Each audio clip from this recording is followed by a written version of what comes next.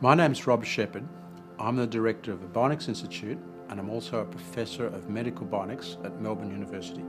Bionics is literally the combination of electronics and biology, and by combining those technologies we're producing implantable devices for people with nerve diseases. The fundamental elements of a bionic device is to have an electrode that produces and delivers a small packet of electric stimulation to a nerve. And we know that all nerves are sensitive to electrical stimulation. That's the way they work naturally. So we can artificially provide electrical stimulation to help control damaged nerves. So this is a multi-channel cochlear implant. This is a device that's manufactured in Australia. It consists of two parts. First of all, it consists of the implanted cochlear implant with the fine electrode array, and then importantly this antenna here, which is really like a Wi-Fi technology.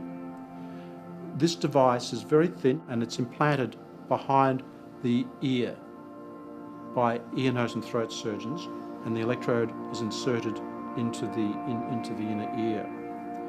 The patient wears this external speech processor, which consists of batteries, which provides power to both the speech processor and the implant, a hearing aid type device which picks up the information about the auditory environment, the hearing environment, and relays that through this wireless technology to the implant device.